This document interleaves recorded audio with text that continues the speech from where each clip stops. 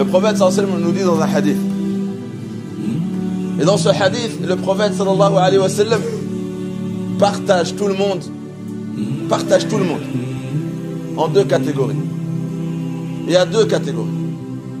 Il nous dit Al-Kayyisu, l'intelligent, man dana nafsahu wa amila lima ba'da al-maut, c'est celui qui a le contrôle sur sa personne. Celui qui observe sa personne, qui contrôle sa personne, son nafs, et qui ne fait que ce qui lui sera utile après la mort. La deuxième catégorie, wal-ajiz, le faible. Man atba'a nafsahu hawaha, qui laisse son nafs, sa personne, suivre ses désirs. Wa tamanna ala Allah l'aman, en espérant qu'Allah azza wa jal ne le jugera pas, ne le punira pas, en espérant ne pas avoir de compte à rendre à Allah azza wa jal sur ce qu'il fait au quotidien. Dans ce hadith, le prophète sallallahu alayhi wa sallam a appelé celui qui contrôle sa personne l'intelligent, celui qui a compris la vie, celui qui a compris comment fonctionne la vie ici et dans l'au-delà. Il nous dit, il ne fait pas d'action avant de mesurer, avant de voir est-ce que cette action lui sera utile dans l'au-delà, ou elle peut lui être nuisible et dangereuse. Et après avoir jugé, il fait l'action. Le prophète sallallahu alayhi wa sallam dit wa amila lima ba'da al-maut. Quand il fait quelque chose, il sait que cette action lui sera utile quand il rencontrera Allah azza wa jalla dans l'au-delà.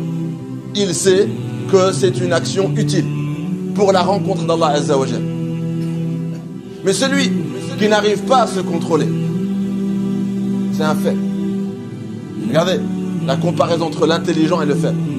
Le mois de Ramadan est un mois où on apprend à nous contrôler, à reprendre le contrôle sur notre personne, sur notre vie, sur notre nefs. Dans la chose la plus simple, manger, boire, on y arrive. Du jour au lendemain, on découvre qu'on a la force, en réalité, de décider ce qu'on va faire. On a décidé de ne pas manger jusqu'à le Maghrib, on a tenu. Parce qu'on l'a décidé. On a découvert qu'on avait en nous ce pouvoir. On a en nous cette force. Alors qu'en dehors du Ramadan, quand on fait des actions qui ne plaisent pas à Allah Azza wa Jal, et on nous dit, ça c'est pas bien, ça c'est pas bien, on ment à soi-même en disant, j'y arrive pas, c'est trop dur. J'y arrive pas, c'est plus fort que moi. C'est des phrases qu'on essaye de se répéter pour nous réconforter. On cherche du réconfort dans ces phrases. Et wa qu'Allah nous quitte, c'est plus fort que moi, etc. En sous-entendant qu'on n'a pas la force, que c'est plus fort que nous. Et quand vient le mois de Ramadan nous dévoile cette force cachée en nous. Tu peux boire, manger, c'est vital, et tu y arrives. Parce que tu l'as décidé, tu peux t'en passer. Alors qu'on peut faire ça dans toutes les décisions qu'on prend dans notre vie. C'est nous qui décidons. On a la force de décider. Quelqu'un qui est dans le péché, dans l'alcool, dans la drogue, dans la cigarette, il dit c'est plus fort que moi. Pourquoi tu y arrives jusqu'au Maghrib? Tu fais jusqu'au Maghrib, tu y arrives. Tu as la force. Tu as la force. Et pourquoi en dehors du Ramadan, tout d'un coup, tu n'y arrives plus?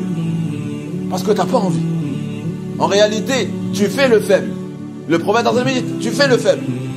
Alors que si tu es intelligent, c'est pas une question le faible et le fort. Non. C'est une question le faible et l'intelligent. Tu fais le faible.